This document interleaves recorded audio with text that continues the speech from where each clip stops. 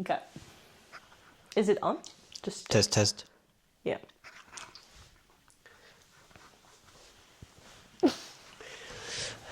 Hello guys, and welcome to our second episode of the podcast.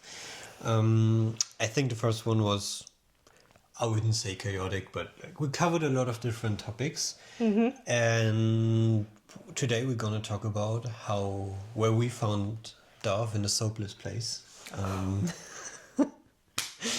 Where we We're met. off to a good start. Where we met and how we met. Yeah. And how we decided to travel together, because I think it's a topic that is very present and not present for a lot of traveling self-employed people, where it can get lonely sometimes, where it's quite hard it can be hard to meet the right person, especially to get in love with and maybe potentially build a family, create a family. If that's what you want. If that is what you want. So, Chloe. It's me. It's true. I started this relationship, you start to talk. That is up for debate, but okay. You guys can tell us who started what.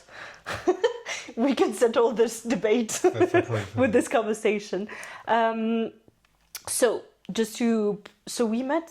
It was over 2 years ago now. Yeah, October 2023. Yeah, makes sense. Oh. I had been traveling for about a little over 6 months, I think, at that point. And what happened is that I decided to go to Madeira. I was in the Azores before that, and it was just it was a last minute-ish decision. But it was just straight, because it was very close to where I was basically. And it was October, yeah. And you arrived one day earlier, didn't you? Yeah, which is very funny, because when you said it was the very last minute, for me it was very the opposite, because I was the first person to book a spot in the co-living. Because for me, I wasn't constantly traveling back then. Yeah. It was my third destination, working a month abroad. I worked a month abroad before in Portugal, in the south of Lisbon. Then 1 month in Madeira, in French town, South Atlantic coast, close to Osco, Biarritz. This was in March, April, and this is kind of when it ended. I wanted to have kind of the next month of vacation fixed, so I found this co-living in Madeira, and I booked in April, which is then 6 months, half a year before, which pretty much also sums up how we go through life. Yeah. I'm a good German. I'm planning ahead. You're very spontaneous, but I think it works very well. Yeah. I think you kind of need that in relationships. You need one that is a bit more relaxed, and one that is more of a planner, I guess. Yeah, 100%. So I arrived actually, it started on 1st of October, which was very good about this co-living, that everyone arrived at the same day. Except for me, because flights were kind of meh, so I kind of arrived a day earlier already, but it was fine. So I stayed a co-living. I actually arrived a day earlier as well, but I think I stayed one night. Yeah. No, I went straight to the co-living with the community manager back then. Yeah, I think for me it was because I had lived with other people for 2 months before that, and I was about to live with more people. I just needed 1 night in a hotel by myself. For me it was the opposite. Obviously, I came from Germany, and then couldn't wait to start and which is actually why am I saying this, that it started that everyone arrived on the same day. It's very important for the group dynamics. Yeah. Because sometimes you have places where people come and go, and then it's a bit tricky to really get to know other people because they might leave in 2 days already. And in this particular case, it was very nice that like a big chunk of people, like let's say 15 people, arrived more or less on the same day. And then, yeah, we got to know each other. And I think this also helped us. For sure. Like, yeah, we pretty much made, like, we were friends, like, from the get-go, because if for anyone who has stayed in co-living, it's actually pretty easy to make friends, I would say, because that's why people go to co-livings. Otherwise you rent a hotel room and then you go explore, and then because you live and you work in the same place, because you're not out and exploring like all the time, it builds up friendships like super fast, I would say. So it was mainly we were also with a friend, like it was the three of us, right? Roxy. Yeah, we met her there as well. Yeah. She's still our friend. No, 100%. I thought you brought her, but you knew before, but no. We met there for the first time. Yeah. And what can we say? We were quite close from the beginning, I think. Yeah. But then, like for everything, it's hard to know if it's like, if something is gonna happen or not. And I remember actually like Roxy asking me like if there was something going on in my mind. I was just like, because for me it was like I had just started traveling, and I was just like, I want to be in a relationship, but I want to be in a relationship with someone who travels like me, because otherwise like it's going to be long distance, and I didn't want to do that. And you were not doing that full time, so that was kind of like also one of the thing where I was like, if I start something, like what do I get myself into? But plot twist, I mean, obviously I started traveling to like for change of scenery, etc. But also because I lived 10 years in the city where I was living in Germany, in Dresden, and I was kind of ready to move, like, but I didn't know where to go, because there was no real city where I wanted to go, or that I saw, that I knew that was nice, or where like a lot of friends lived, because pretty much all my closer back home friends, they live in different cities anyway. So I kind of would have chosen like a city based on one friend, and then there was not really a city where I could see myself living in. So maybe also a reason why I started traveling. And then when we met, and like a bit fast forward, but we can come back to this, when we decided in a way to try it out, we can elaborate on this later. Then it was super easy for me to just say, hey, I'm gonna join your travels, because I don't need to live in Dresden, and I was kind of ready to pack my stuff and so on as well. Yeah, that's true. So the good thing was about that I didn't have any plans after the co-living. Yeah, that's true. That helped. Yeah. I mean, it's like I was still like, I don't know. I probably think that something would have happened even if you didn't, like, you weren't like okay with traveling. Would have probably made it work. But it was a good thing, like, to... I think it just made everything easier. 100%. Yeah, and how did it go? Like, we had a lot of activities. I had access to a rental car. Nothing that helped, to be honest. Which helped a lot. So we went on day trips with, like, you, obviously, Roxy, then like 2-3 other friends, Zara, Thibaut. Shout out. And the more activities we did together, the closer we got. Yeah. And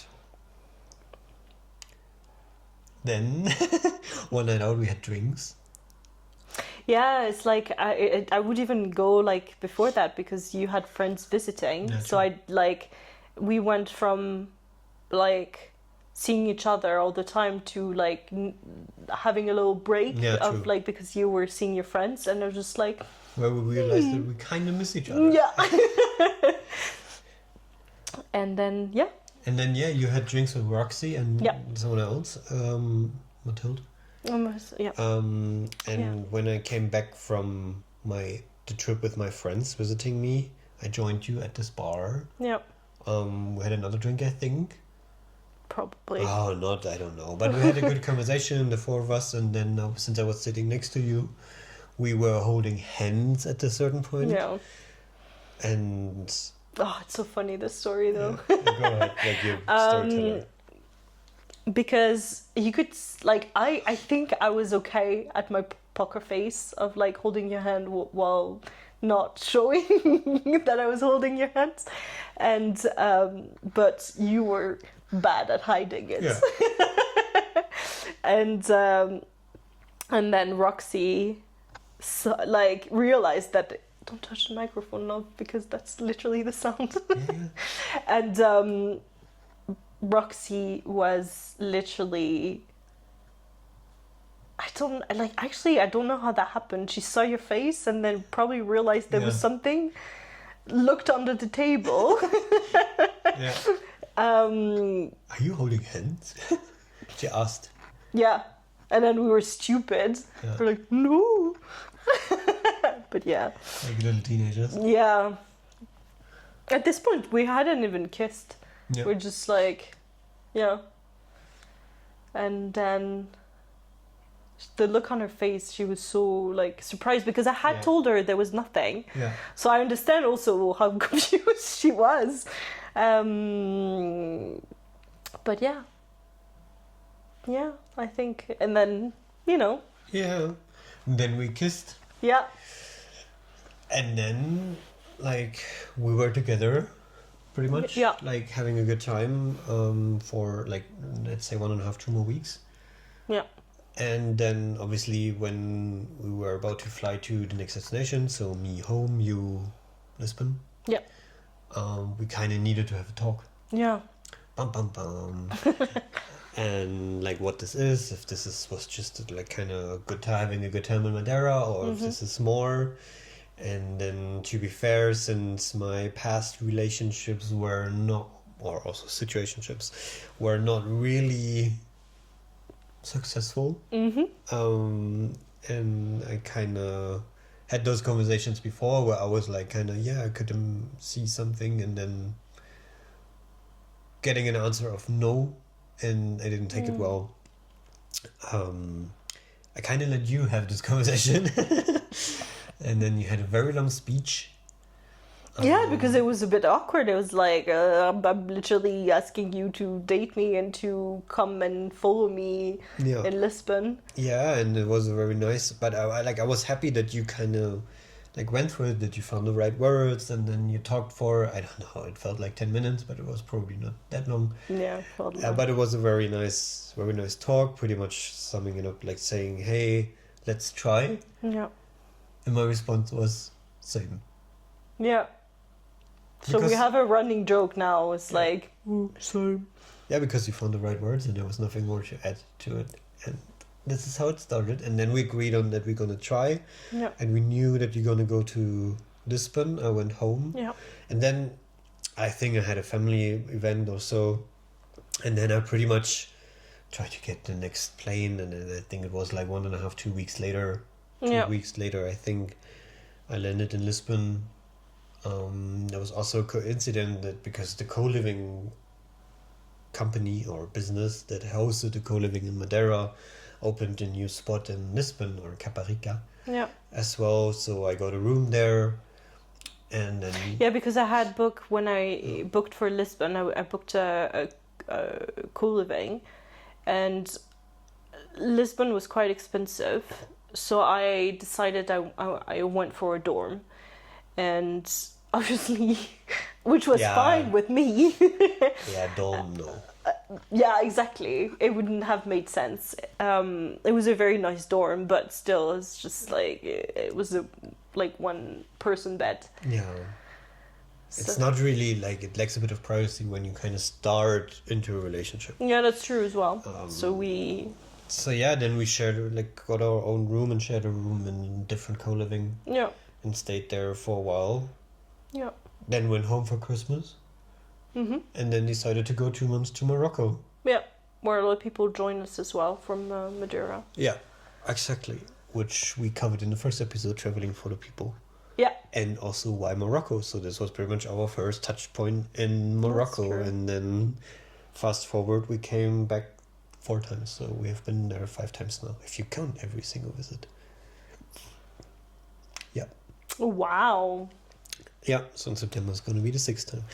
But yeah, that's how it all started. And then I think November, January, February, we spent in Morocco. Yeah. Then March, we got back to Germany because I gave up my apartment. Oh yeah, that's true. I still had an apartment that I was like renting out on Airbnb, which was fine with everyone. And like obviously it could cover a bit of the rent. Or more. Yeah, but then I gave up my apartment because it was just a liability and sold stuff or stored some stuff at my parents' place, and then ta-da, I was a full-time digital nomad. Yeah. And maybe what we can go into is like how easy or how hard it is to start a relationship. Ooh, can I talk? A relationship when you're traveling. Because you know there's So how hard is it? No, but it's like before meeting you, I had a lot of conversations about like how hard it is to meet someone, which I think is true in general. Like at our age and stuff, like it's just you don't meet as many people as you used to when you were younger. Although I would argue that like being digital nomads, then you meet more people. Yeah. But then comes the thing of like the stereotype of digital nomads that they don't want to settle. Yeah. And that means like settle anywhere but also settle with anyone. Yeah. And I can't talk for everyone, but for me, I always wanted to be in a relationship. I wanted to be in a relationship with the right person. Yeah. But I love love. Yeah, me too. And I was not a happy single, so like, I mean, each to their own, but like for me and obviously for you too, like we were happy in a relationship. Yeah. With the right person, obviously, but yeah. Lucky you. But I think it's just, I think if you're like, if you know what you want. Knowing what you want. What? Do you want to tell a story about like why I check all the boxes? Yeah. So I don't even know where to start. Okay, so for me, like, I think like a lot of people, I was in not so good relationships in the past, and so because of that, I kind of, and because I'm also a very emotional person, I love love. Like I love the idea of falling in love, and in the past it didn't really serve me well, as in like I would fall in love with the idea of the person rather than the person itself.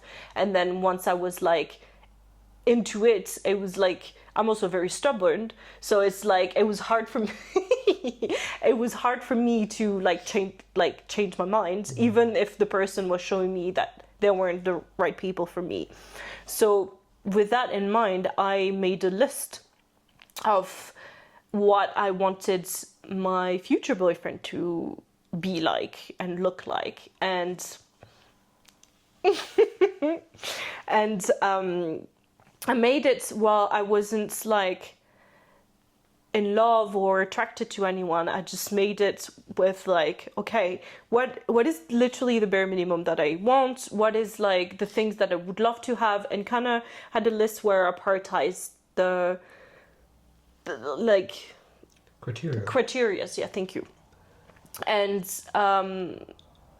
I put like, I got super specific. I put that I wanted a tall boyfriend. I wanted him to have blue eyes. I wanted him to not be French because I didn't want to date a French guy. And I didn't also, I wrote down that I didn't want him to speak French at the time because, yeah.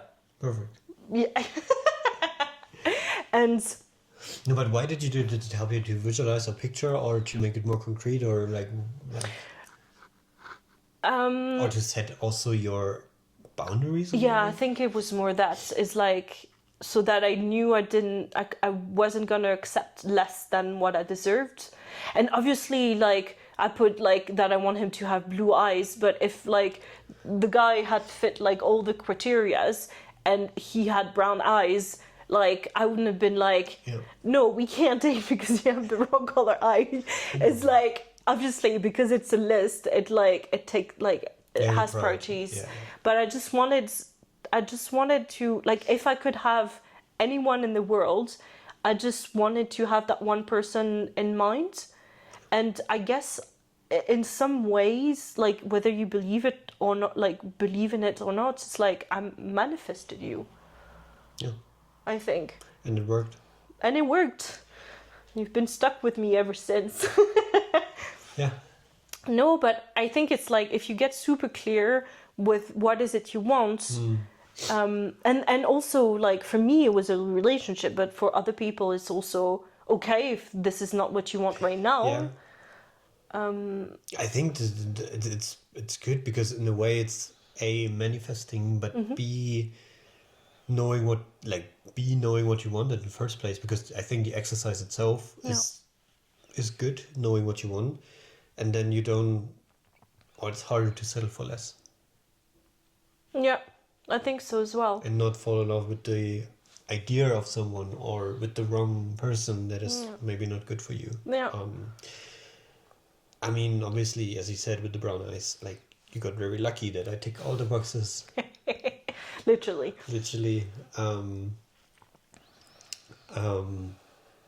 I didn't do that. But I mean, I don't think I don't think a lot of people do this. No, but I think it's good because, I mean, there's probably quite a few people that had bad luck with falling in love, and as I said, like, to set boundaries itself, it's a good exercise. I mean, I know when I talked about it, I got multiple reactions from different people. Some of them were like, actually, that sounds like a really good idea, and then other people were like, love comes when you least expect it. And those people, are they on dating platforms? I think they're still single, to be fair, most of them. Because I would have to check, but yeah. Setting up your Tinder profile is literally this. Yeah, that's true. Yeah, it's not even that, because it's you don't, when you set it up, it's more like you want to feel desirable. More often it's like I want to feel loved rather than I want the right person to find me. It's more of a quantity kind of thing. But I think I also put myself in situations where I could meet people, and I think that's it is the most important part. Is like I don't like dating apps. I've been on a few, met a few. I think some people don't care too much. Yeah. No, I mean, but for me, it's just I need to meet the person and I need to get a feel of who they are, because they can look very good on pictures. And then I've had a date on a dating app where I was like, the guy could be a good match, and then I met him, I saw him, and I was like, damn it. And there was nothing like he could have done. He wasn't bad looking. It was just like, I don't know, it wasn't matching. And so I, at the time, like, finding someone was like maybe one of my highest priorities. Obviously not to the point where I would, then that's why the list kind of came into place as well. Not to the point where I just needed to be in a relationship with anyone. I really wanted the right person to come. And so that's why I had the list. And it didn't happen all at once. Like, it took me, I can't remember, but at least 6 months Okay. between the time I wrote the list and the time that I met you. I think it took about 6 months. But I was also meeting a lot of people. No. Fair. So yeah, this is... Yeah, this was the starting point, and then obviously the talk that we had, kind of the open talk about what we want out of it, helped, and I think we kind of kept it. Like, we talk about things, we talk about what is the priority of the destination where we go to, or of the phase we're into, and I think this bottom line is we kind of communicate openly about decisions we make, which helps a lot to have a healthy relationship, I guess. Yeah, I think it set the tone And for a saying relationship. We have the conversations, it's mainly you starting the conversations, but I'm very happy for it, and I'm very happy to take part of it. Yeah, I don't have... I think I'm different from most people for that, but I rather have a hard conversation from the get-go Yeah. rather than never talk about it. Because Which is very healthy, because it doesn't come supernatural to me. Yeah. So, and I think to a lot of people they'd rather avoid hard conversations, because I would rather enjoy the time in the moment with you than having a hard conversation. But having the investment of a hard conversation, obviously that pays off so much more. Afterwards, because you know where you're at, you don't have to guess how the other person is feeling. You don't need to guess what the other person also wants. You can also use it obviously for yourself to communicate what you want, to be clear about it, and yeah, this helps a lot. This is really a learning. Yeah, I do communicate a lot. Maybe sometimes I sometimes too much, because I do have a lot of feelings. Yep. I agree. But I guess that's just how I am as well. Yeah. And I think, it just set the tone for a relationship, that it's just we needed to have that conversation in order to for it to work, because if we had... It was the base. Yeah, if we never had that conversation, we would have left Madeira and we wouldn't Without knowing. Yeah. Without knowing guessing what it is or not. Yeah. And then we probably would have seen each other a few months afterwards. Yeah, it would have been super unclear. And I don't want that. And do you have hopes or not? You'd pretty much left in uncertainty. The solution was easier. Just to talk about it, and I took the risk of getting rejected as well, of being because I think it was that, it's I was attracted to you, but I wasn't... Obvious reasons. But I wasn't in love, because it takes a little bit of time to build. So I feel like it was easier to have that conversation from the get-go, before I really fell in too deep. We had conversations about wanting to have children, or it wasn't just the two of us, it's also as a group. So it's we were talked about relationships a lot with the, with the group. Not having children in the group. No, yeah, okay, that sounds wrong, fair. But I think I knew already where you stood, and I liked the vision that you had of life, the future that you wanted to build, and that really helped me kind of also open that conversation. Yeah, it's a safe space we create for each other, I guess, also to address those topics. Yeah. And now, children? Do we want to have children while traveling? Do we want to open this topic? I don't know. That is a big topic. Yeah, it is a big topic. We can definitely give it another episode. Long story short, yes. Yeah. With the addition of, obviously, a child, then the child will be the responsibility. And I think we agree on not the responsibility, the priority. Wow. I mean, it is also a big responsibility. And I'm pretty sure that our travel lifestyle will adapt and change, Yeah. like having a base, etc., etc. Socializing opportunities for children, but then the rest we can cover. But I think, yes, we want to have children, Yeah. and we'll figure it out how to match it with I mean, the we've met. lifestyle we have. we- Yeah, we met a lot of couples. Like we meet, we meet a lot of couples, Yeah. and some of them tend to have children. So we're always very curious and talking to them, like how they do it. Yeah. And I think I don't know, we had talks to different kind of people that keep traveling, that move to one place, and just maybe travel 1 or 2 months at a time. So very interesting talks on it, very different approaches. Yeah. Different way of living. Yeah.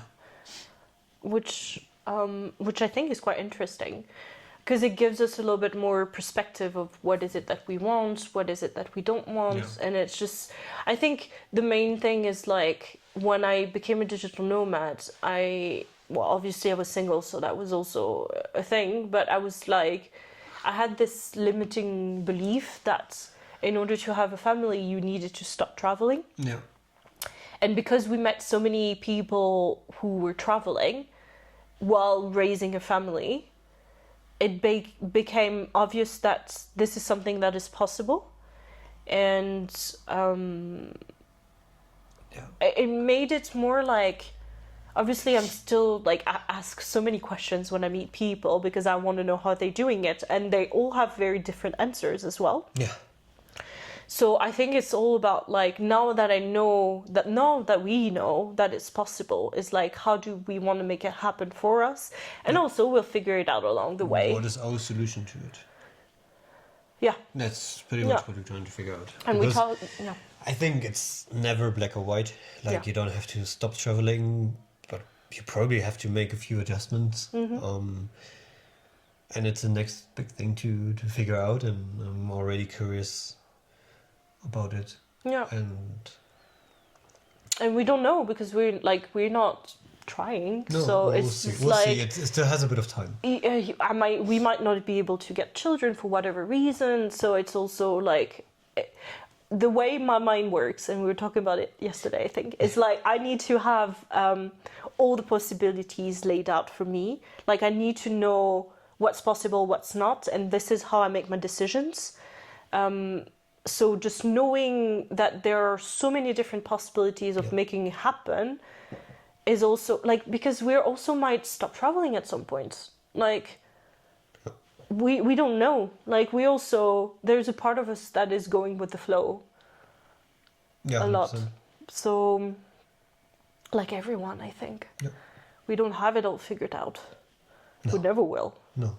Because life gets in the way. There's so many questions to answer, because like at a certain point we probably also, it's always good to have people around you that might want to take care of your children once in a while. And obviously this can be family, this can be friends, this can be friends or people we don't know yet.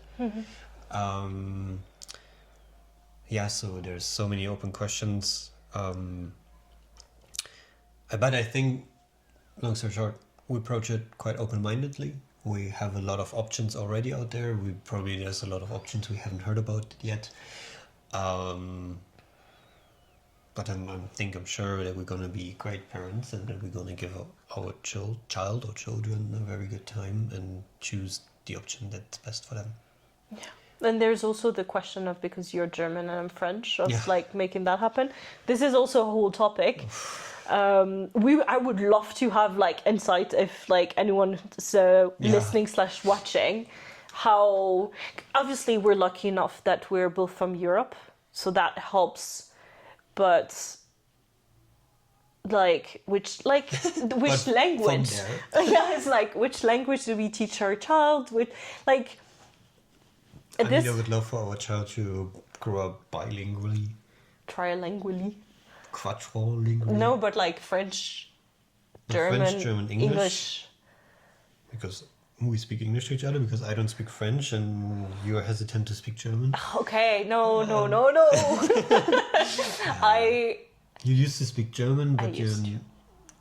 like you lost it a bit, and Yeah. we need I to refresh it understand. first. Yeah, I understand a lot. It's just like I know the words are somewhere in my brain, but I can't access it. Like when I hear you talking to friends, family, I can understand most of it, I would say. But then this is my words. And I want to learn French. Like I'm gonna I'm gonna learn French.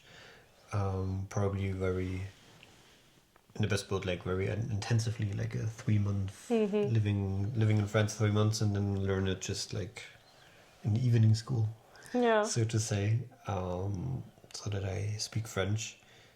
Yeah, but then that's a question, right? What question do our children like? Are they capable of learning three languages three languages at the same time? Yeah.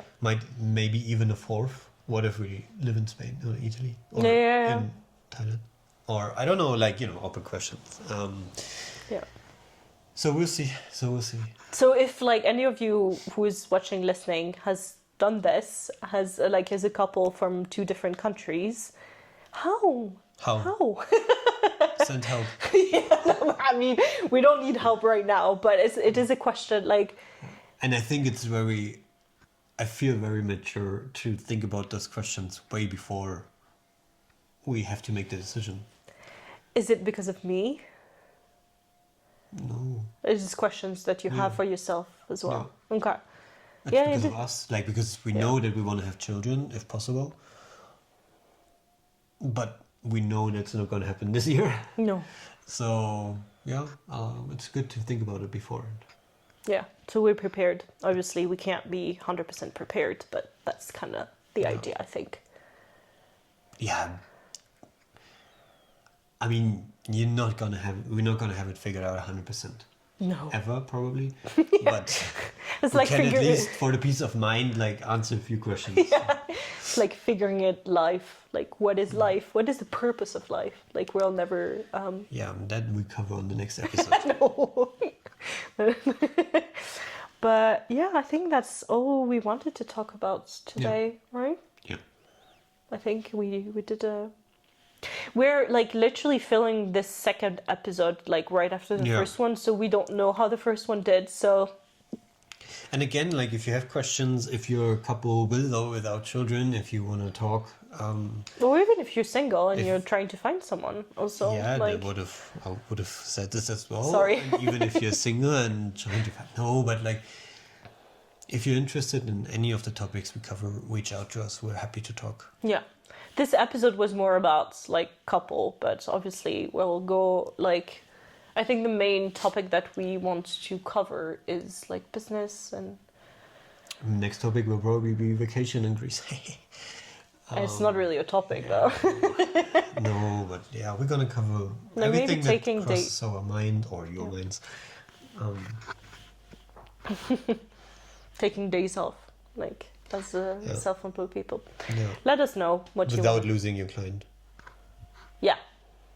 And without also, it's also having a peace of mind as well, of like, because the number of time my coaches tell me like, I'm gonna take a day off, and then, well, a week off or more, and then they're working. Yeah. Yeah, I have a friend like this as well. I mean, it's normal. Yeah. But this is also what we can address here. Yeah. Let's close this episode. Yeah. What is your current favorite drink? That is a random question. Like a hot drink? You choose. I mean, right now I've been drinking a lot of matcha, vanilla matcha latte. I think that would be it right now. Nice. But then it changes on depending on the destination. And availability. Yeah, and yeah, that as well. Because before it was golden latte. Yeah, I don't drink coffee. So you need a substitute.